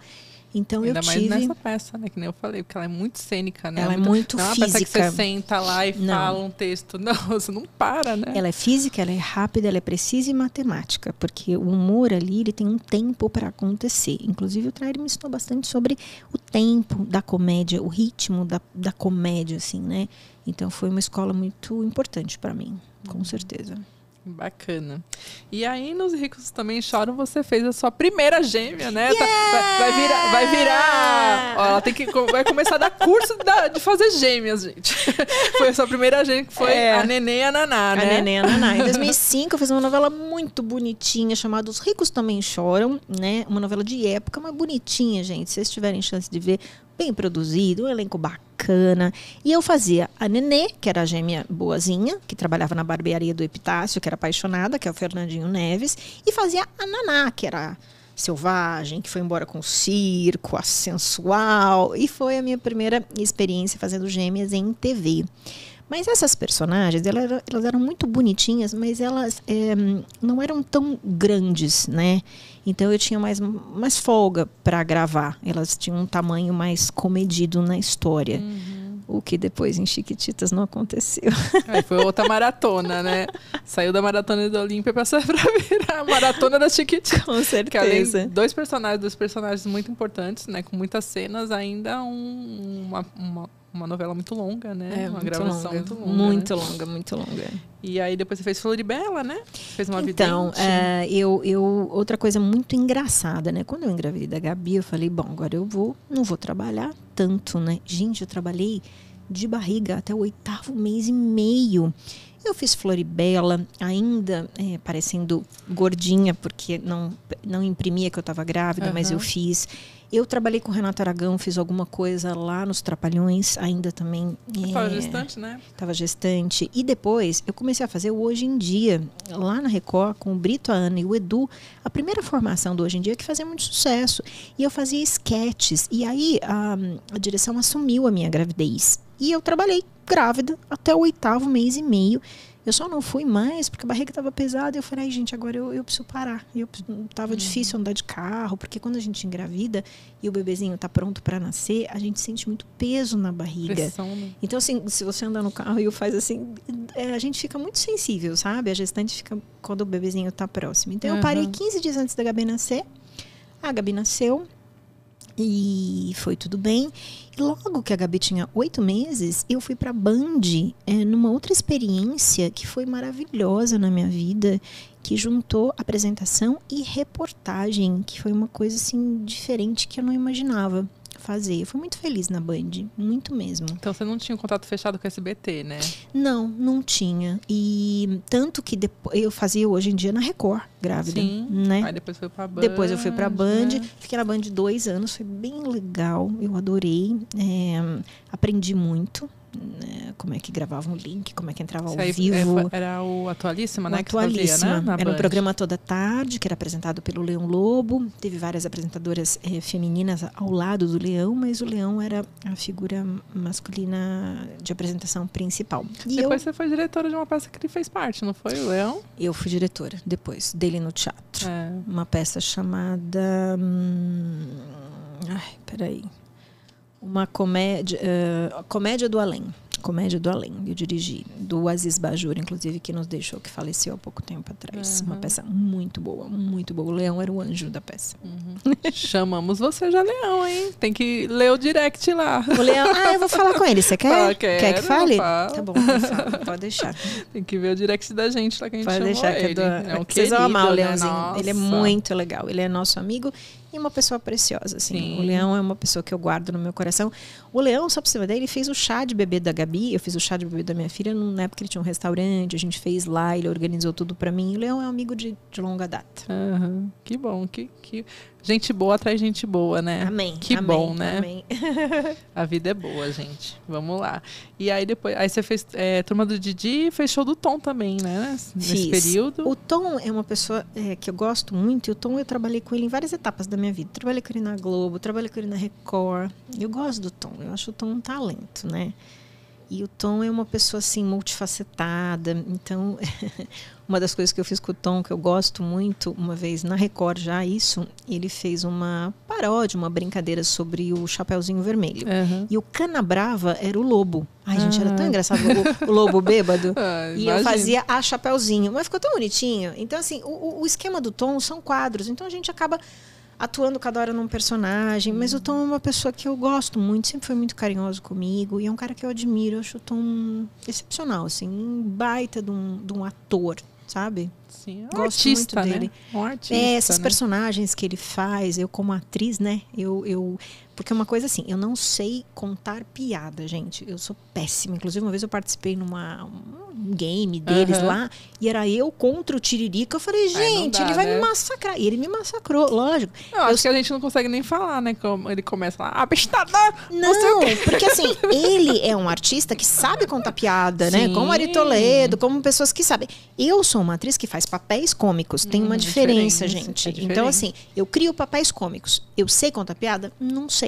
Não sei, porque é outro tempo, outro talento. Esse talento de contar piada eu não tenho. Não tenho. É engraçado. Você pode pegar a piada pronta lá, né? O texto da piada, tudo você. Tem pessoas que contam que você, né? Tem aquele dom mesmo, né? De contar. Que nem receita de bolo. Parece que a gente pega a mesma receita, uma pessoa vai, a avó faz que é delicioso. Não fica, você faz, não fica com a mesma coisa. São os talentos. Cada pessoa tem o seu talento. Lógico. Eu fui assistir o Tom, quando ele tava no auge lá do Sai de Baixo. Fui assistir lá naquele... No teatro. No Teatro do Shopping Eldorado, na época era, não lembro o nome, que era na época, mas eu fui assistir, nossa, maravilhoso, muito bom. Ele tava no auge, foi difícil comprar ingresso, aquela loucura do Sai de Baixo, né? Foi uma loucura. Era muito legal. Muito bom, muito bom. E aí depois você fez a Água na Boca, né? Sim. Você fez a Aurora. Aí na Band foi muito gostoso. Fiquei no programa 2 anos, fiz uma participação na novela Água na Boca, que foi gostosinha, fiz uma trambiqueira, que era engraçada, divertida. Coincidentemente com o mesmo Fernandinho Neves, um ator que já tinha feito comigo Os Ricos Também Choram, né? Fui contracenar com ele de novo. Foi uma época muito feliz para mim na Band. Eu tenho ótimas recordações da Band. Você passou, né? Record, Band, Globo, SBT. Já dei uma rodadinha. E aí depois você fez Máscaras.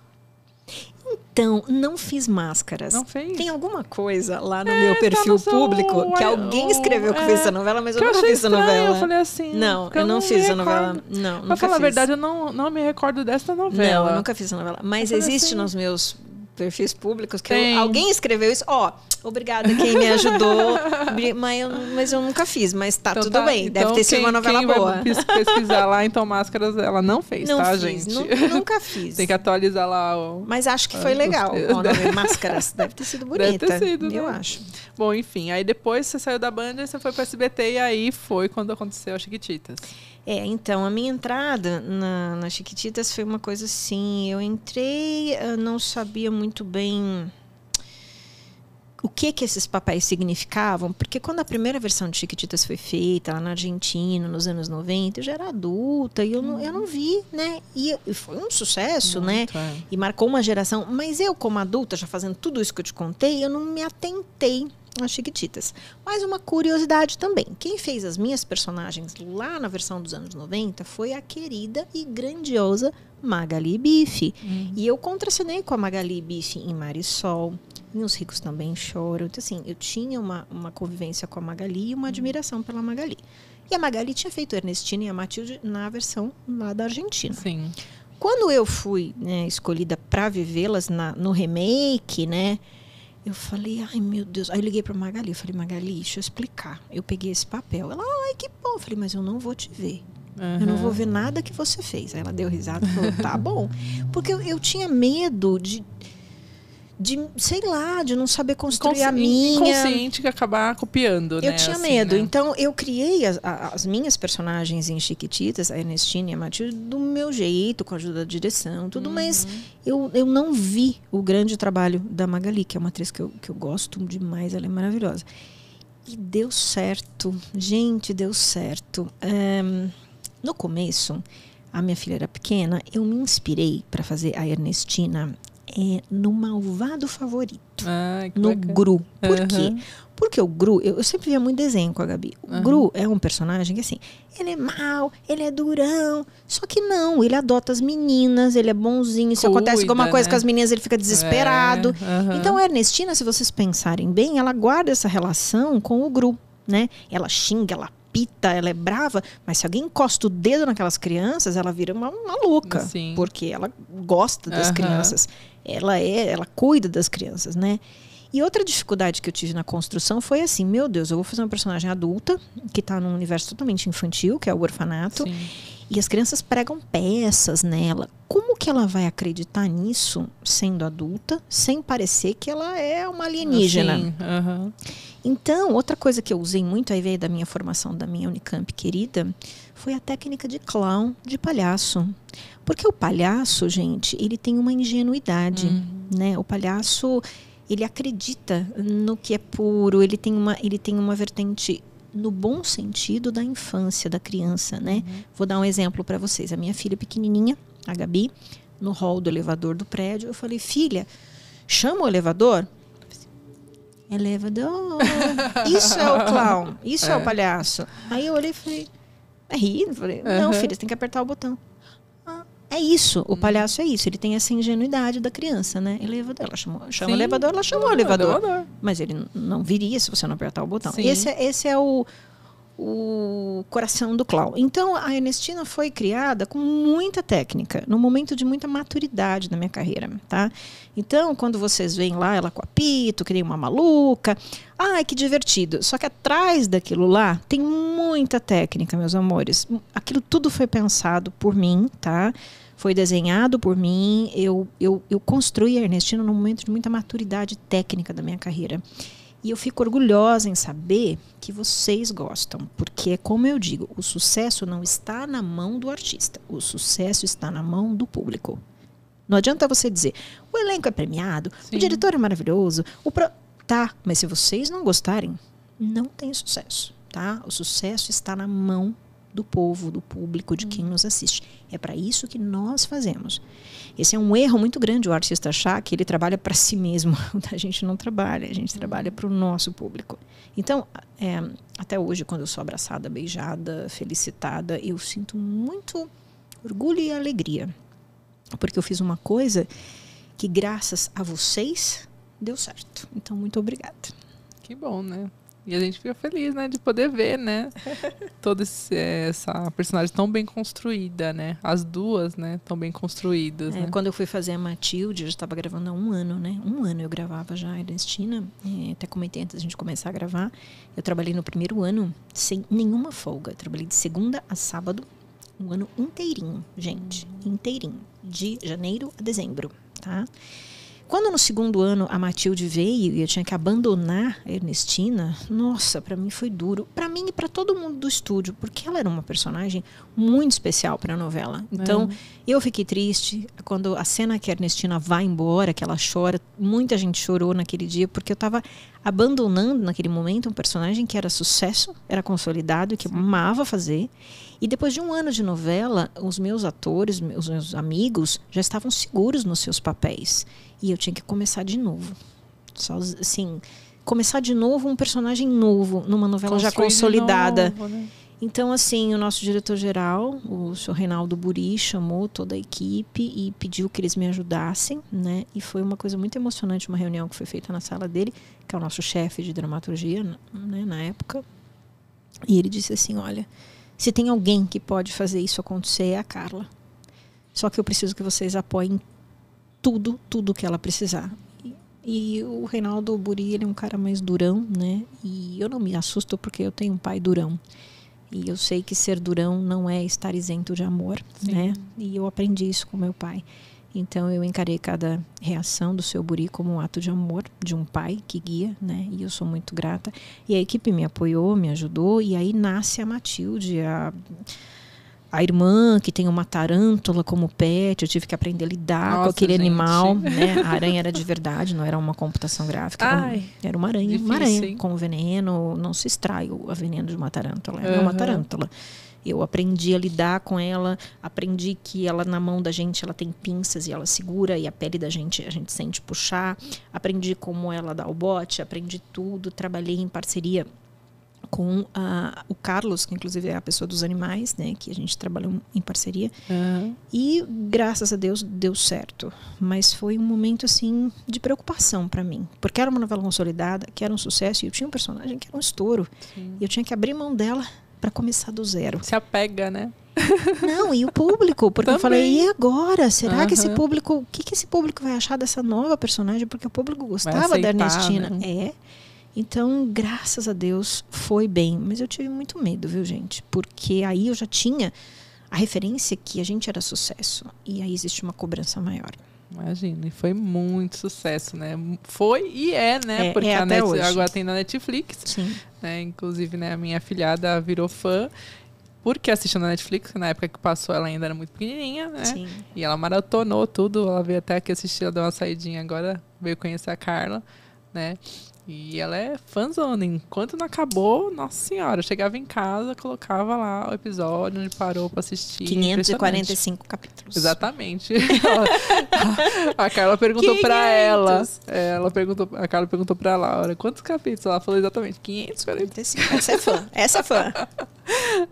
E tem muitos fãs aí. Um beijo pra todos os fãs de Chiquitita de todas as épocas aí, né? Porque... Eu quero mandar um beijo para os nossos fãs originais de quando a novela foi exibida, das nossas reprises, que já pegou outra galera, Sim. e também da geração Netflix. Então a gente tem aí, desde 2015, que a gente acabou de gravar, a gente tem várias gerações que foram atingidas por esse sucesso. E eu quero mandar um beijo para vocês, tá? Muito especial. Obrigada por tudo, sempre, por me apoiarem, por me felicitarem na rede social, por me apoiarem em tudo que eu faço, por me darem amor e conforto.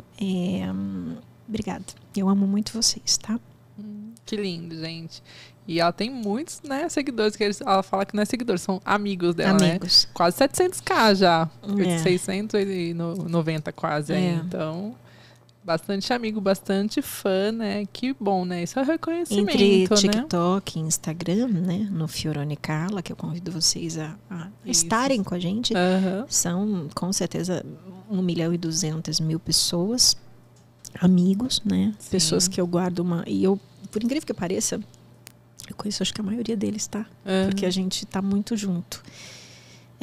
As minhas dezenas de fã-clubes, eu devo ter hoje ativos uns 70, 80 fã-clubes. Eu quero mandar um beijo para todos eles. Os meus fã-clubes hoje completam 2 anos, 3 anos. São lugares com muitas pessoas. E esse fandom que foi criado é um lugar de muito amor, sabe, Dê? E muito suporte. E eu tenho muita alegria de ter essas pessoas maravilhosas ao meu lado. Eu agradeço todos os dias por isso. É muito bacana, né? E sigam lá, sigam a Fiorone Carla. No Instagram. Ela interage bastante, né, com as pessoas, faz live, posta bastante coisa interessante, coisa dos trabalhos dela também, né? Então sigam ela. Inclusive, esses dias você colocou uma coisa bem nostálgica, né? Que você estava fazendo uma hidratação com touca térmica. Isso é bem da nossa época, hein, gente? Eu coloquei uma touca térmica meio de, sei lá, uma coisa meio prateada, e eu já fiquei me imaginando no Star Wars. Então, é coisa de cabeça de atriz, né? Cabeça de artista, né? A gente usava bastante aqueles potão de coquetel lá e tacava na cabeça, que era coquetel que chamava, né? Aqueles creme tudo colorido, que é o creme assim, colorido. Né? Creme colorido. A gente tacava tocar térmico, que funcionava. Eu achava que funcionava. Eu achava bom também. Achava bom. Então, vamos lá. Então, é isso. E na Chiquitita, você atuou com o João Akayabe, que também... né, nos deixou infelizmente aí, e era um baita de um ator, né, pra nossa geração também. Eu acompanhei ele desde o Bambalalão, né, e gente, até me arrepia só de falar. Ele fez Sítio pra geração agora mais nova também, acabou fazendo um remake do Sítio, né, e fez parte aí das Chiquititas com o par, né, da Carla. E foi um trabalho muito bonito que ele fez com você, né? Eu queria deixar aqui uma homenagem para ele. Todas as homenagens para o João Akayabe, são poucas, tá? Para quem viu o João desde Bambalalão, Sítio do Pica-Pau, Chiquititas, com certeza se impactou pelo carinho, pelo brilho dele, pelo carisma dele, né? Mas para quem conheceu o João como eu, como pessoa, né? E eu conheci o João como pessoa em Chiquititas, porque como artista todo mundo conhecia o João. Mas eu tive a chance de tê-lo como meu companheiro, meu parceiro de novela. E depois que a novela acabou, nós nunca mais nos separamos. Eu escrevi um texto, que é o Histórias para a Hora do Não, convidei o João para dirigir, ele dirigiu. Então nós sempre ficamos ligados após a novela. Nós fomos amigos e somos amigos até o último dia, né? Quando o João nos deixou em decorrência da Covid, mas o João já tinha alguns problemas renais, mas ele estava bem cuidado e tudo, mas a Covid, enfim, deixou tudo isso muito difícil. E eu digo para vocês, né, vira e mexe nas minhas redes sociais, vocês vão ver menções a ele. Eu tenho muita saudade do João, né? O João é meu amigo. Ele não está aqui nesse plano, mas eu me recuso a imaginar que ele não esteja perto, porque eu acho que a gente, quando perde pessoas que a gente ama tanto, eu acho que existe um espaço dentro do nosso coração. E eu tenho absoluta alegria em dizer que ele mora dentro do meu coração. Muito, muito. Tudo que eu faço, eu penso nele, eu dedico a ele. Na pandemia, eu criei um curso de teatro online para crianças, e ele sempre trabalhou para as crianças, então ele não deu tempo dele ver. Eu estava gravando o meu curso quando ele faleceu. Foi exatamente na gravação do meu curso. Hoje eu tenho um show, que é o HH ao vivo, que é o Hora da História ao Vivo, que é um projeto que veio da pandemia. Inclusive o João foi meu primeiro convidado quando eu fazia a versão digital, né, disso no Instagram. O meu show de hoje começou no Instagram na pandemia, isso é legal. Então o João foi a primeira pessoa que eu chamei para contar uma história no HH. Eu sinto tanta falta dele. Eu tenho tanta saudade. Assim, o João era a pessoa talvez mais generosa que eu conheci. Sabe aquele amigo que você pode contar qualquer coisa? Você pode dividir qualquer coisa e ele nunca vai te julgar por isso. Era ele. Ele sempre tinha um sorriso, uma palavra. Ele dividia também coisas, né, dele como amigo, comigo, sim, enfim. Mas é uma pessoa, assim, absolutamente fraterna, amorosa, calorosa. Eu quero deixar um beijo para Ana, a esposa do João, que está em Espírito Santo do Pinhal, que é uma pessoa fantástica. E a gente sempre se fala também. Para os filhos, para os sobrinhos, para a neta do João, para a Amândula. Inclusive, depois do falecimento do João, eu fiz uma Hora da História em homenagem ao João. E eu entrevistei a Amândula, que é a neta, que era uma das paixões do João. E foi muito emocionante. Foi emocionante esse programa. Foi muito bonito. Quem viu, eu senti a presença dele. E eu sinto a presença dele. Porque, como eu digo para vocês, quem a gente ama de verdade nunca nos deixa, né? Então, no que depender de mim, a obra do João vai sempre viver dentro de mim enquanto eu viver. Eu sempre vou falar dele e contar e dividir e nunca deixar ninguém esquecer o grande homem e o grande artista que ele foi. Enquanto eu viver, ele vive em mim. É isso. Que bênção, né? Que bênção vocês terem se encontrado e com certeza as conexões nunca se acabam, né? Eu acredito nisso. Muito bonito ter amizades assim, né? Deus coloca pessoas boas na nossa vida. Pessoas boas existem, gente. A gente tem que abrir o coração, né? Primeiro ser uma, né? Para existir pessoas boas, alguém tem que ser, né? Então seja uma pessoa boa, que Deus encaminha as pessoas boas para você também, né? Então vamos lá. E aí, com esse trabalho lindo da Chiquitice, você ganhou o troféu, né? Top of Business, né? De melhor atriz. E com muita honra, né? De receber, porque realmente foi um papel incrível. E aí você foi cotada, uma entrevista que você deu aí, eu vi que você foi cotada para Vamp. Essa é uma história mais antiga. Agora que eu lembrei. Assim. Porque assim, gente, quando eu fiz Marisol lá atrás, Marisol tinha 2 fases, tá? Então, metade do elenco de Marisol ficou um tempo. A minha personagem percorria as 2 fases. E na época, se eu tivesse feito uma fase só, eu teria feito a Vamp, o papel que foi da nossa querida... Como é o nome dela, meu Deus? Puxa, agora eu não vou me lembrar. Um papel muito legal. Mas eu não pude aceitar esse convite porque eu tinha que continuar na Marisol, né? Então, as novelas, elas coincidiram. Mas teria sido muito, muito legal fazer Vamp também. Mas foi legal fazer Marisol também. Sim. Então, são coisas que a gente não consegue escolher porque já foram escolhidas por nós, né? por você, pela carreira, né? Assim, né? Mas é que eu lembrei agora como uma coisa que foi uma novela também que fez muito sucesso. Muito sucesso. Na nossa época, nos nostálgicos aí gostam bastante, né? Da Vamp. Eu teria feito a Vamp se meu contrato com a SBT fosse um pouco menor. Mas aí não foi compatível. Entendi. E aí depois você fez uma participação também na Aventura de Poliana também, né? Fiz. Poliana eu fiz alguns capítulos só, né? E depois também já entrou a pandemia, parou tudo e foi aquela loucura, né? E aí o mundo parou por 2 anos, embora eu tenha continuado muito ativa na rede social. Foi aí que o Hora da História surgiu, né? Em 2020, em parceria com uma amiga publicitária, a Cris Bussabi. A gente criou uma possibilidade de incentivar a leitura para as crianças que estavam sem aula, chateadas, presas em casa, sem poder ver os amigos. Então, toda tarde, toda terça-feira, entrava o HH, que depois eu chamei de HH, no Instagram, e era um programa. Inclusive, se você quiser entrar no meu Instagram, no Fiorone Carla, lá naquela parte de séries, onde você vê todos os vídeos, tem as 3 temporadas do Hora da História para vocês maratonarem. É muito legal. O que vocês vão ver lá? Vocês vão ver entrevistas com muitos atores que vocês amam, teens, enfim, vão ver o João. Vão ver a leitura de livros, vão ver autores falando, vão ver crianças do Brasil todo falando por que gostam de ler, por que não gostam, o que indicam. É uma grande força-tarefa incentivando a leitura. E que é muito importante, né, gente? Exatamente. Eu fiquei 56 semanas no ar com o HH, até que hoje ele é uma realidade, ele migrou para o palco. Hoje ele é um show lindo, lindo, lindo, lindo, que eu tenho o maior orgulho de fazer e que tem o DNA da nossa temida pandemia, que eu tentei fazer dela uma coisa dentro do possível positiva, né? Então o show que eu faço hoje começou nessa época difícil. Aí ela começou com esse HH que ela chama, né? Que é a Hora da História, Hora né? da Hora da História, isso. no Instagram dela, que ela falou. E virou uma peça, né? Ela é produtora, né, Carla? E começou agora em fevereiro, né? Estreou? Então, eu tenho a parceria nesse show da Lumax Produções, da minha sócia Meire Moraes, né? Então o show é meu e da Meire Moraes, né?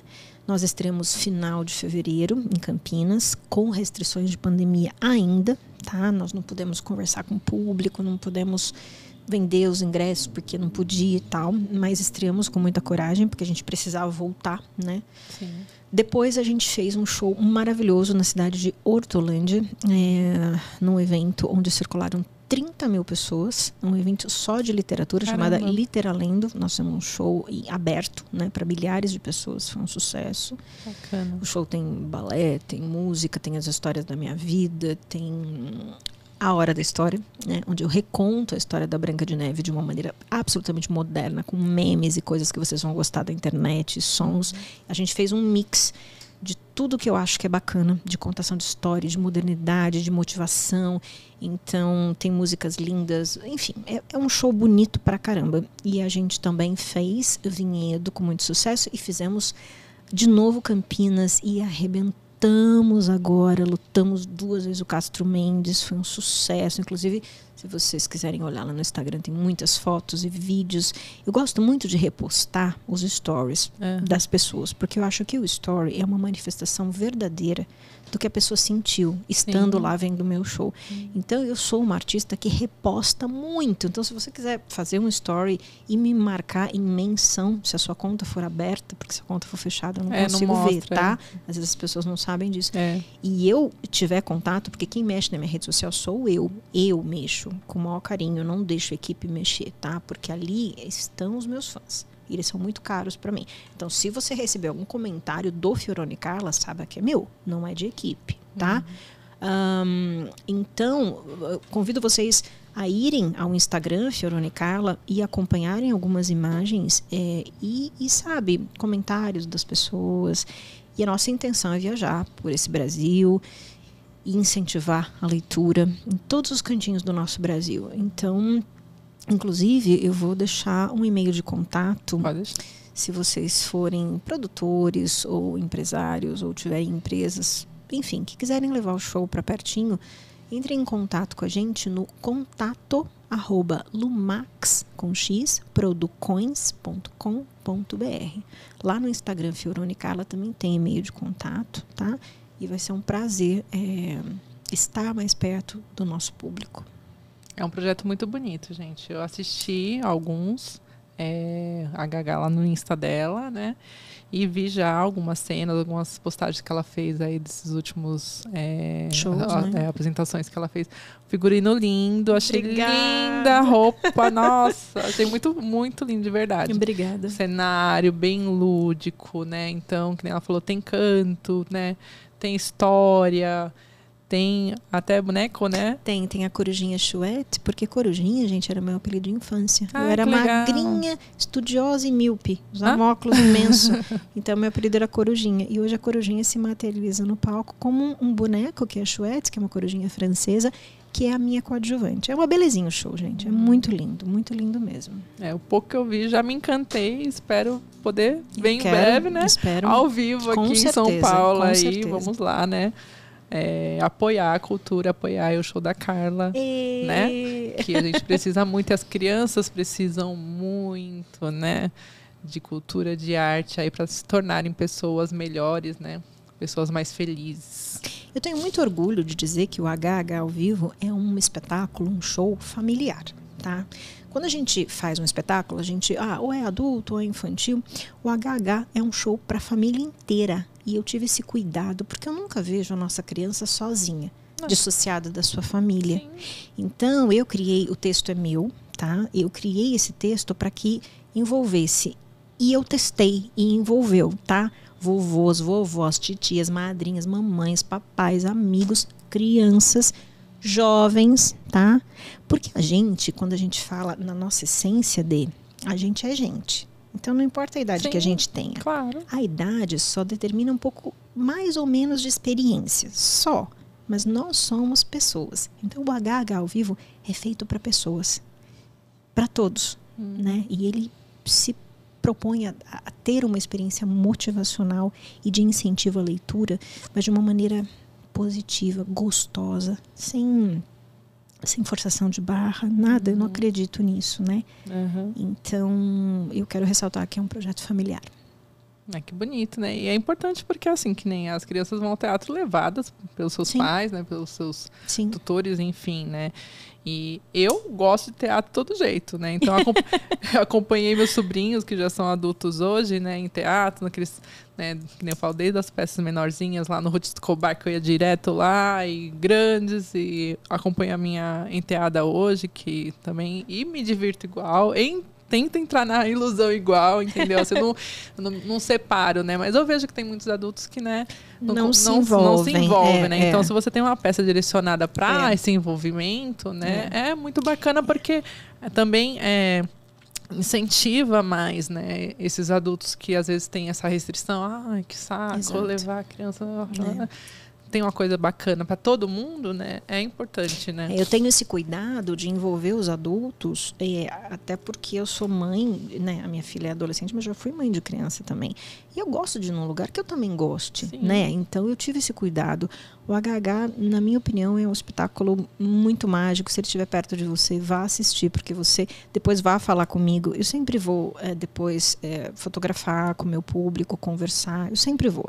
E eu atendo sempre até a última pessoa. Então eu fico 1 hora no palco e às vezes 2 horas, até 3 com vocês. Então, assim, eu gosto de saber. E eu estou dizendo para vocês o que eu já ouvi de pessoas de todas as idades nas plateias do meu show, tá? Como eu disse para vocês, o sucesso não está na minha mão. O sucesso está na mão de vocês. E eu digo para vocês hoje que o HH é um sucesso de público e de aceitação e de aproveitamento de todas as idades. Porque depois do show eu vou lá tirar foto e vou entender o que as pessoas sentiram. E é muito legal. Então eu espero vocês assim que eu estiver mais pertinho. Eu espero que esteja pertinho rápido para poder ir também. Amém. E aí vocês sigam lá, porque o HH tem um Instagram próprio também, que é o HH ao vivo _oficial. Isso mesmo. Tá? Então vocês sigam lá também, que ela vai ter todas, né, as novas datas. Então vocês acompanham além do Insta do Fioroni Carla. Isso. Que ao contrário a gente confunde. É isso mesmo. Fioroni Carla. Então sigam lá todas as redes sociais dela para ficar antenada aí, para não perder, né? Quando estiver perto de você aí, não perder a oportunidade de assistir ela no teatro ao vivo, Assista, né? E venha me contar depois o que você achou lá na sessão de fotos. Isso aí. E é isso, gente. Agora eu vou falar só rapidinho aqui alguns filmes que a Carla fez, né? Ela fez E a Vida Continua, que é um filme que eu assisti, que é baseado numa obra espírita, né? Teve Quando Parei de Me Preocupar com Canalhas, que é um curta, né? Que você fez com o Matheus, na Tchergali. O Viva a Voz, também, né? Que você fez uma parte. E você tá também com um projeto de um filme, né? Isso. Agora, nesse momento, eu tenho um filme, que o argumento é meu. Ele se chama Amor em Belém. E ele já foi, inclusive, agraciado com a lei do audiovisual. Nós estamos na fase de captação. E é uma história linda, de amor, moderna, que é gravada na cidade de Belém, no Pará. Eu adoro, né? E eu quero... como é que eu vou explicar para vocês?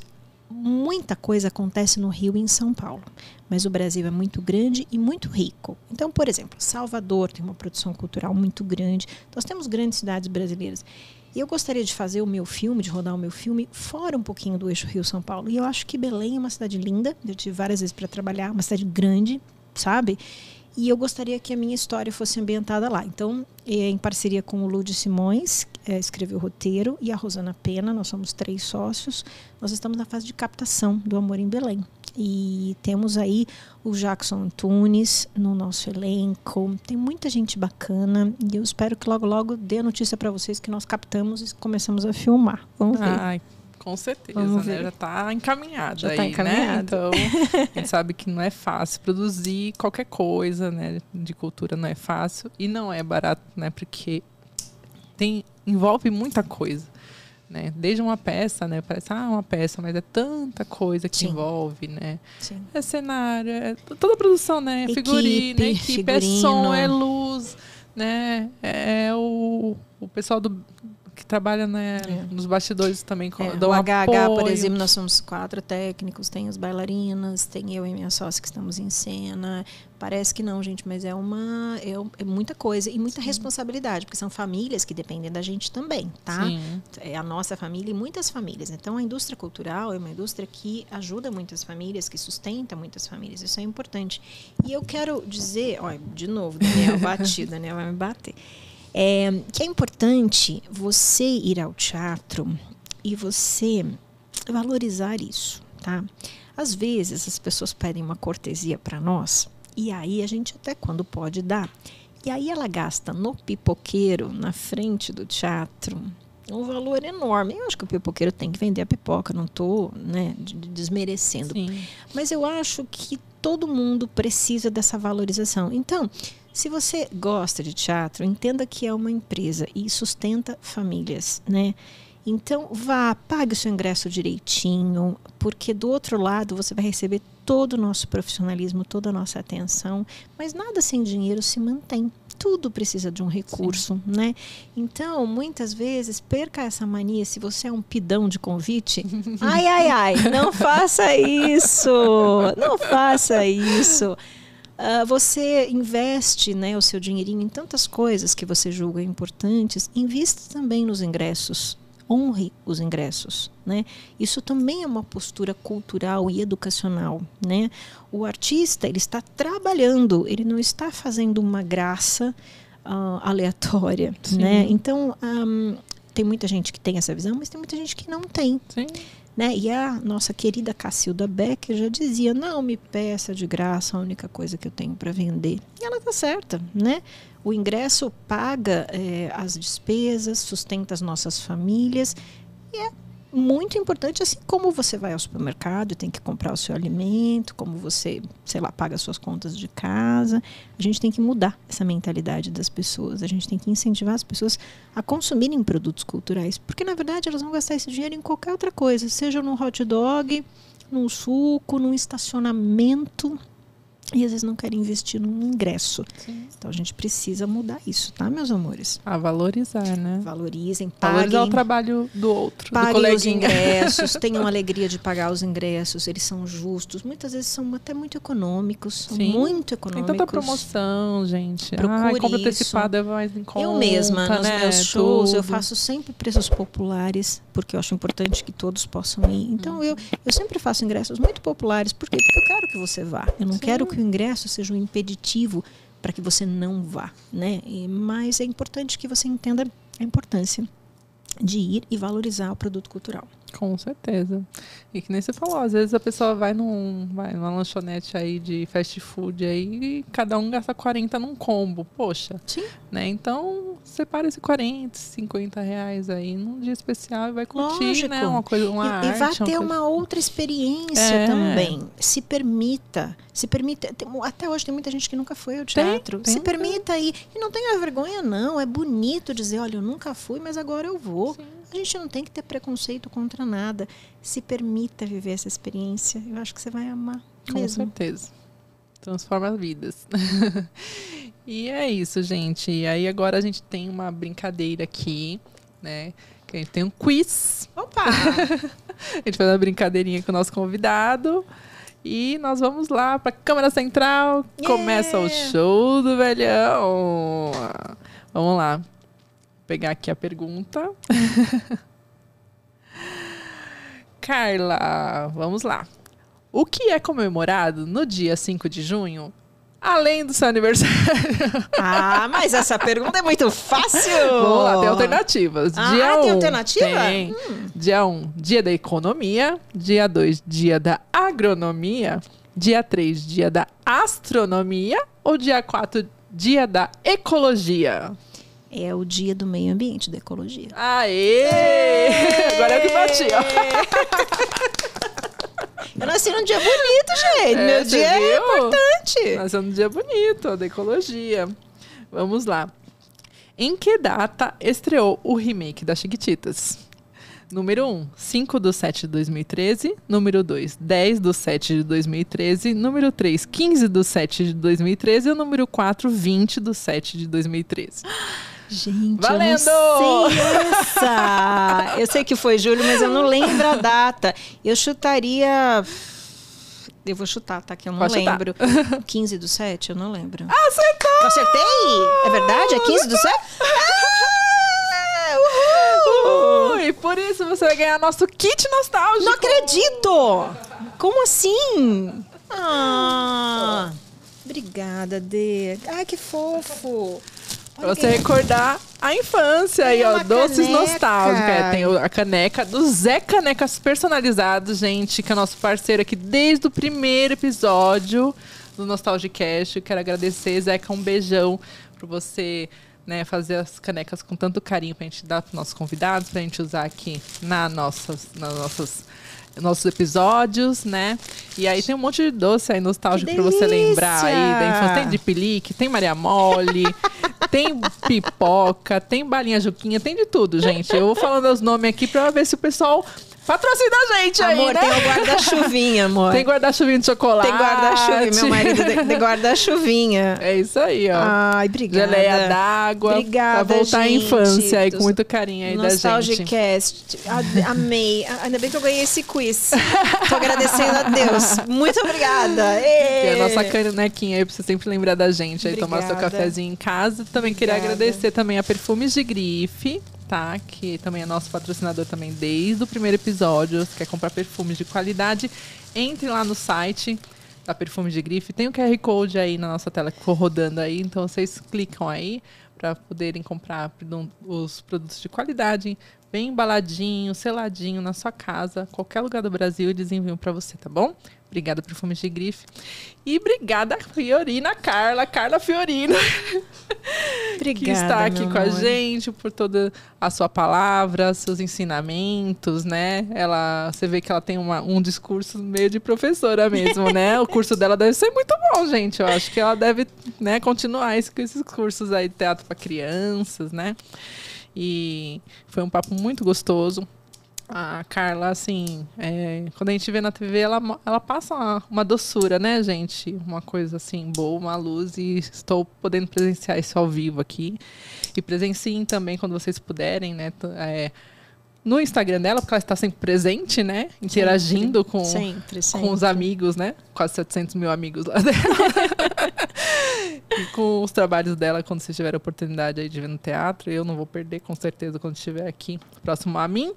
E foi um prazer, né? E foi muito construtivo escutar, né, o seu discurso sobre teatro, sobre a sua vida, sobre pessoas queridas, né? Foi muito especial pra gente. E que nem eu falo, né? Assim, hoje é o episódio 14, né? Que nós estamos aqui. Todas as pessoas que vieram aqui foram muito especiais pra mim. É um trabalho que eu faço com muita dedicação e carinho.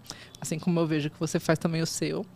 Né? Esse HH, eu vejo que você tem muito amor, né? Que você coloca muito amor nesse projeto. Esse projeto também do Nostalgicast também é feito com muito amor, com muita dedicação e e dureza, né? Porque não é fácil a gente produzir, luta, né? e Luta, batalha, sim. mas estamos aí. Fé em Deus, tanto o meu projeto como o da Carla vai seguir, vai dar certo, vai ser muito sucesso. E eu fico muito feliz de Deus colocar essas pessoas tão iluminadas, né? Todas que passaram aqui estão no meu coração e a Carla também é mais uma que está no meu coração. Muito obrigada, Carla. Denise, querida, obrigada. Obrigada a Nostalgicast por essa oportunidade. Somos amigos agora. Contem comigo também para apoiá-los em tudo que for preciso, tá? Muito obrigada. E necessário. E quero agradecer a todos vocês porque os bons exemplos e valores e os bons papos devem ser motivados, especialmente em tempos tão difíceis como a gente vive, em tempos de desamor, de discórdia, de desrespeito. Então, iniciativas como essa dessa menina e da equipe dela precisam ser muito, muito valorizadas, tá? Então, acompanhem, deem muita audiência para essa menina que ela merece e vamos juntos, como eu digo no show, fazendo um mundo melhor, acreditando que nós podemos. Eu acredito que nós podemos, tá? Obrigada, nostálgicos e nostálgicas. Foi um prazer inenarrável estar aqui. Amém. Obrigada, Denise. Obrigada a você, Carla. Obrigada a você que está assistindo aí. Não esquece de seguir a gente, né? Lá no Instagram, Nostalgicast Oficial. Siga a página mãe da gente, o @do-seu-tempo. E também se inscreva nos nossos canais no YouTube, né? Aqui no YouTube Nostalgicast e o YouTube do Seu Tempo. Deem o like aí, compartilhe esse papo super gostoso aqui com a Carla, né? Que tem tanto fã aí, com certeza você conhece um, então compartilha para ele poder assistir, conhecer mais da história da vida dela, da carreira, tá? E aguardo vocês no próximo, então beijo nostálgicos, até mais! Oi nostálgicos, aqui com a Carla Fioroni. Vamos relembrar aquele famoso comercial da Varig. Vamos lá, Carla? Vamos lá. Como é? 1, 2, 3.